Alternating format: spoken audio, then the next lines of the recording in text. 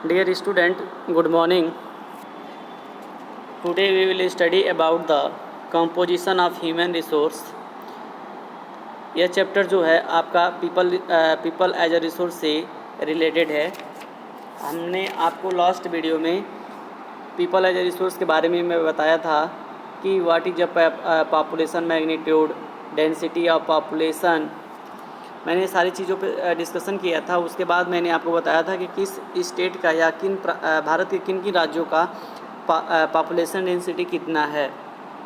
ठीक है, आज हम लोगों का जो टॉपिक है उस पर हम लोग डिस्कस करेंगे और वो टॉपिक जो है वह है composition of the human resource. Composition मतलब होता है संघटक, अर्थात जो ह्यूमन रिसोर्स है उसका संघटक क्या है, मतलब उसके कितना मात्रा कहाँ पर है, उसका लिटरेसी रेट क्या है, उसका सेक्स कंपोजिशन क्या है, उसका एज स्ट्रक्चर क्या है।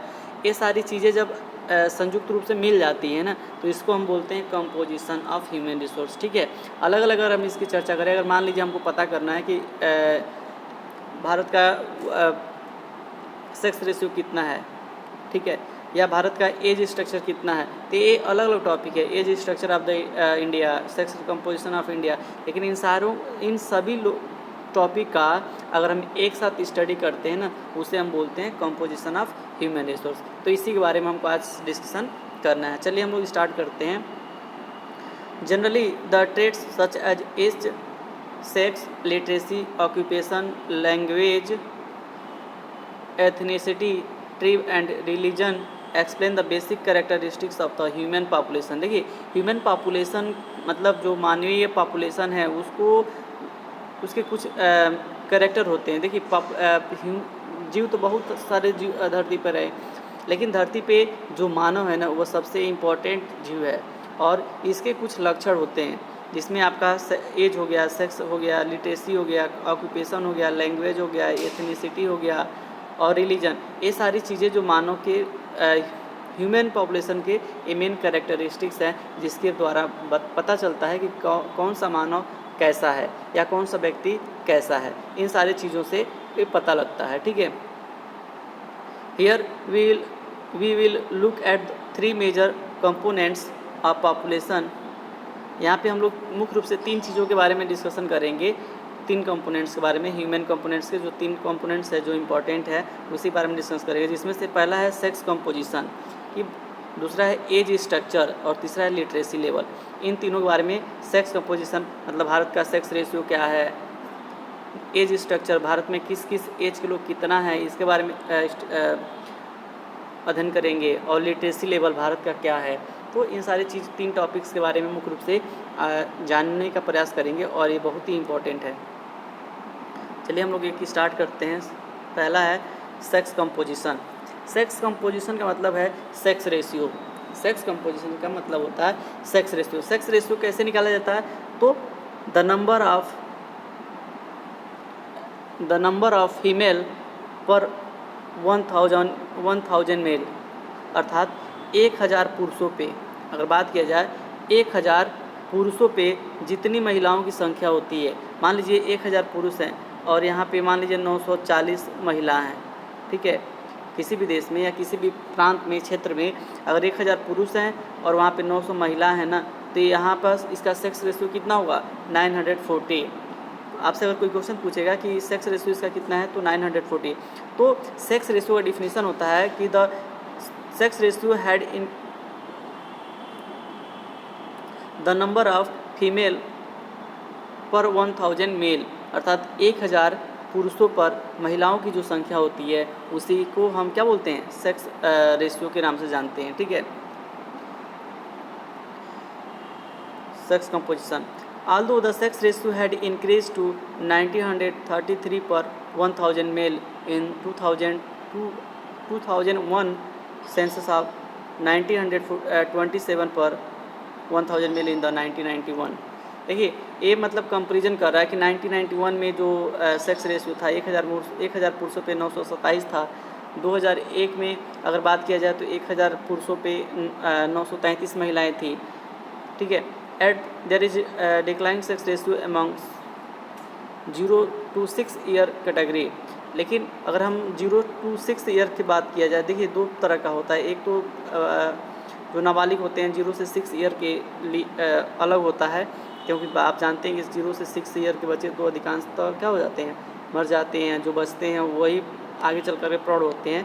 तो 0 से 6 का अगर हम सेक्स रेशियो अलग निकालते हैं और एडल्ट का जो 14 साल से ऊपर के लोग होते हैं या 7 साल से ऊपर के जो होते हैं उनका हम लोग अलग निकालते हैं, तो भारत में अगर देखा जाए तो 1991 से लेकर के अभी 2011 तक का जो भी डाटा हुआ है उसमेमें सेक्स रेशियो जो है, adult sex ratio day by day क्या हो रहा है, इंक्रीज हो रहा है। पहले बहुत ही ज़्यादा कम था। देखिए आप यहाँ देख लीजिए कि 1991 में कितना था, 927 था। 2001 में कितना था, 933 था। 2011 में आपका 940 है। 2011 में कितना है, 940 है। तो अगर एडल्ट सेक्स रेशियो की बात किया जाए तो adult sex ratio day by day बढ़ रहा है। लेकिन अगर हम 0 से 6 ईयर की बात करें सेक्स रेशियो में, तो यह क्या हुआ है, डाटा 1991 से लेकर के अभी तक क्या हुआ है, कम हुआ है। ठीक है, चलिए देखते हैं। The sex ratio in this category is low in Delhi, Chandigarh, Punjab, Haryana. इन चारों राज्यों में अगर देखा जाए 0 से 6 ईयर वाले अगर सेक्स रेशियो में देखा जाए तो आपका दिल्ली, चंडीगढ़ और पंजाब, हरियाणा, ये चारों राज्य ऐसे हैं जहाँ पे इसकी इस श्रेणी में क्या हुआ है, सेक्स रेशियो कम हुआ है। As per census of India 2011 the sex ratio had increase to 1940 females per 1000 mail. अभी हम आपको बताएं हैं कि 2011 में 2001 की अपेक्षा सेक्स रेशियो क्या हुआ है, इंक्रीज हुआ है। पहले 933 था, अब कितना हो गया, 940 हो गया है। ठीक है, अगर आपसे कोई क्वेश्चन पूछता है कि भारत का सेक्स रेशियो कितना है तो आपका आंसर क्या होगा, 940। 2001 का कोई पूछता है तो 933, 1991 का कोई पूछता है तो 927। ठीक है, अब चलिए एज स्ट्रक्चर देख लेते हैं। एज स्ट्रक्चर मीन कि भारत में किन किन एज के लोग हैं। आप बहुत बार सुने होंगे कि भारत जो है युवाओं का देश है। युवाओं का देश मतलब यहाँ पे जो लोग हैं ना, अधिकांश जो लोग हैं वह 14 साल से लेकर के 60 साल के बीच में हैं। अर्थात 14 से लेकर के 60 साल के बीच में जिस कंट्रीज़ में लोग ज़्यादा होते हैं उसको हम लोग बोलते हैं युवाओं का देश। अभी आपको हम आगे बताएंगे। भारत के एज स्ट्रक्चर को मुख्य रूप से 3 भागों में डिवाइड किया गया है। कितने भागों में, 3 भागों में। कौन कौन, एक है 0 से लेके 14 साल तक। कितना साल, 14, मतलब एक एज है। दूसरा है 15 से लेके 60 साल तक। तीसरा कितना है, 61 साल से लेकर के एबव। तो ये 3 श्रेणी में भारतीय एज स्ट्रक्चर को डिवाइड किया गया है, 0 से 14, 15 से 60 और 61 से ऊपर। देखिए, age is an essential attribute of population to determine occupation structure. देखिए, अगर किसी भी कंट्री का अगर आपको ऑक्यूपेशन स्ट्रक्चर डिटरमाइन करना है तो आपको वहाँ की एज स्ट्रक्चर के बारे में जानकारी होना चाहिए। आपको मालूम होना चाहिए कि वहाँ पे किस एज के लोग हैं। अगर ये सारी चीज़ें आपको मालूम चल जाएगी तो आप आसानी तरीके से आप वहाँ ऑक्यूपेशन स्ट्रक्चर को क्या कर सकते हैं, डिफाइन कर सकते हैं। मान लीजिए इस एज के लोग ज़्यादा होंगे, इसका मतलब वहाँ पे ऑक्यूपेशन स्ट्रक्चर ज़्यादा है। अगर इस एज के लोग और इस एज के लोग होंगे इसका मतलब वहाँ पे कम है, क्योंकि ये कार्यशील नहीं होती, इनको कार्यशील नहीं कहा जाता है। 0 से 14 और 61 से लेकर एबव वाले लोगों को कार्यशील जनसंख्या नहीं बोलते, क्योंकि यह लोग डिपेंडेंट होते हैं। क्योंकि ये लोग क्या होते हैं, डिपेंडेंट होते। जो एक्टिव जन पॉपुलेशन होती है वो कितना से होती है, 15 से 60 वर्ष तक, यही काम करती है। ठीक है,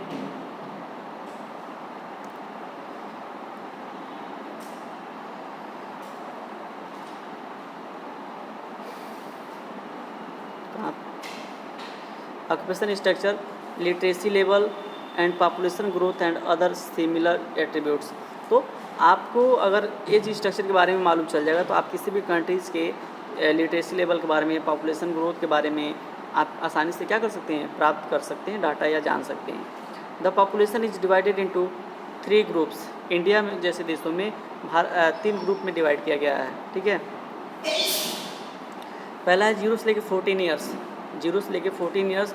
जो सेकेंड है 15 से लेकर 64 ईयर तक, 15 to 64 ईयर्स। और थर्ड जो है 65 ईयर्स एंड एबव। देखिए वहाँ 60 बता दिए थे, वो आपका 64 होगा। तो 0 से लेकर 14 ईयर्स, 15 से लेकर 64 ईयर्स और 65 ईयर्स से लेकर के उसके ऊपर। अगर आपसे कोई क्वेश्चन पूछता है एज स्ट्रक्चर के बारे में भारत के, तो आपका यही आंसर होगा कि भारत के एज स्ट्रक्चर को कितने भागों में डिवाइड किया गया है, 3 भागों में डिवाइड किया गया है। जो पहला है 0 से लेकर 14 ईयर्स, सेकेंड है 15 to 64 ईयर्स और थर्ड जो है 65 ईयर्स एंड अबव है। The share of working age group 15 to 64 is always greater than the other age groups. देखिए जो वर्किंग एज होता है, वर्किंग एज मतलब काम करने वाला एज, उसको हम किस एज को बोलते हैं, तो 15 to 64 ईयर्स का जो एज होता है उसी को हम वर्किंग एज बोलते हैं। The high income countries have high percentage of age people and only 35 to 40% children. देखिए जहाँ पे इनकी पॉपुलेशन ज़्यादा होती है वह कंट्रीज अधिक डेवलपमेंट होती है, वहाँ पे अधिक होती है अगर वहाँ की नीति सही है, वहाँ के सारे नियम कानून सही हैं। लेकिन भारत जैसे कंट्रीज़ में आज युवाओं का देश होते हुए भी भारत क्या है, बहुत ही पीछे, क्योंकि यहाँ की जो सोच है और यहाँ की जो सिस्टम है ना वो बहुत ही ज़्यादा क्या है, गड़बड़ है, बहुत ही ज़्यादा मतलब गड़बड़ है। इसीलिए यहाँ पे ऐसा आपको देखने को मिल रहा है अपवाद के रूप में। नहीं तो पॉपुलेशन जितना इंडिया में है और युवाओं का जिस तरह से कंट्री कहा जाता है, अगर युवा अपना सही एनर्जी सही दिशा में लगा दे तो इस कंट्री से आगे कोई भी डेवलपमेंट नहीं कर पाएगा। लेकिन यहाँ की नीतियाँ, यहाँ की सिस्टम बहुत ही ज़्यादा क्या है, रद्द है, बहुत ही ज़्यादा भ्रष्ट है।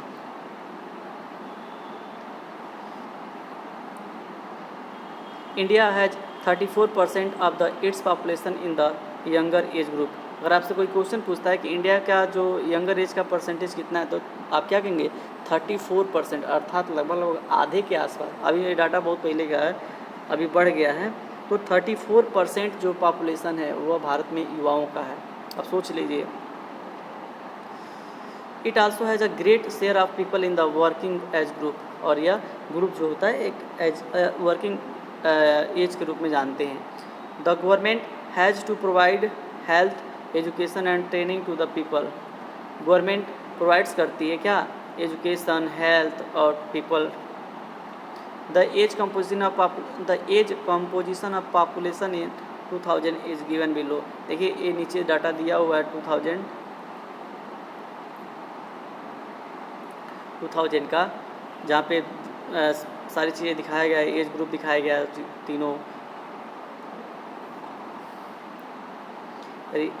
रीजन या कंट्री के बारे में दिया हुआ है, एज ग्रुप के बारे में दिया हुआ है, ऑल एज ग्रुप्स दिया हुआ है, तो कहाँ पे कितना है।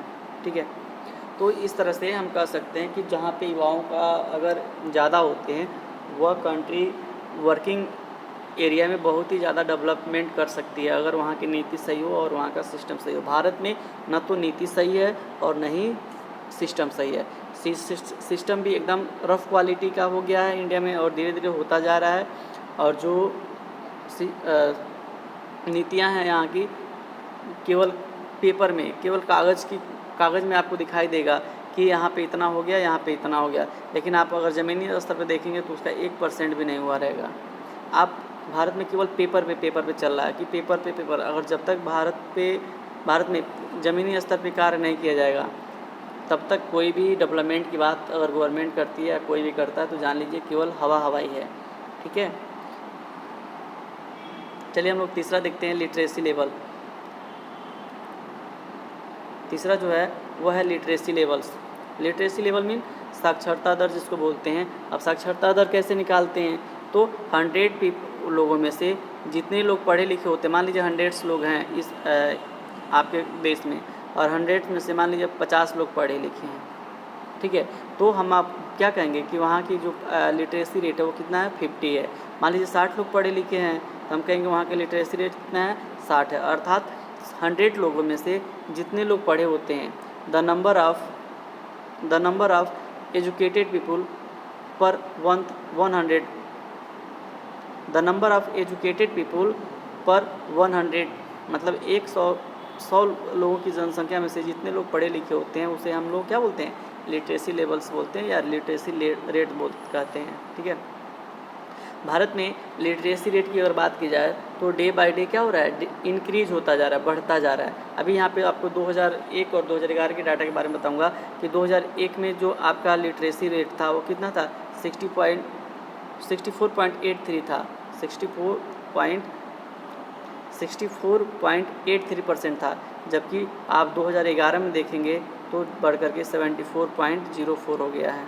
तो धीरे धीरे लोगों का पढ़ने में रुचि बढ़ रहा है और लोग धीरे धीरे एजुकेटेड हो रहे हैं, तो अपने बच्चों को पढ़ाने का प्रयास कर रहे हैं। तो literacy rate day by day Bharat में क्या होता जा रहा है, बढ़ता जा रहा है, ठीक है।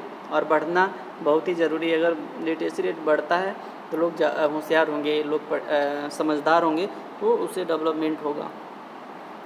Literacy rate has increase from 64.83% to 74.04% during 2001 to 11। अर्थात कहने का मतलब है कि 2001 में जो था वह 64.83 था और 2011 में 74.04%, अर्थात लगभग 10% के आसपास लिटरेसी रेट क्या हुआ है, बढ़ा। आप देखते हैं कि पहले के ज़माने में उतना विरोध नहीं होता था।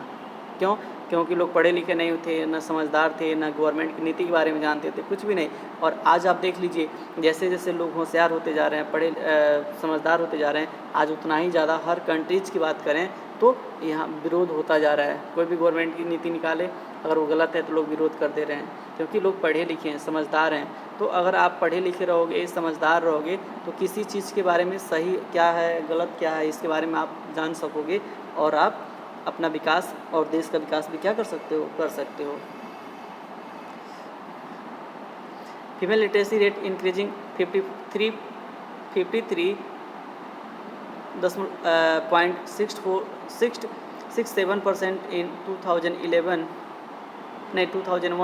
सेंसस टू 60.5 इन 2011। मतलब अगर बात किया जाए, जैसे पुरुष का और अलग है, जैसे पुरुष का जो है वह कितना था, 64.83% था 2001 में, जबकि वो बढ़कर कितना हो गया 2011 में 74.04%। महिलाओं की बात किया जाए तो महिलाओं का अगर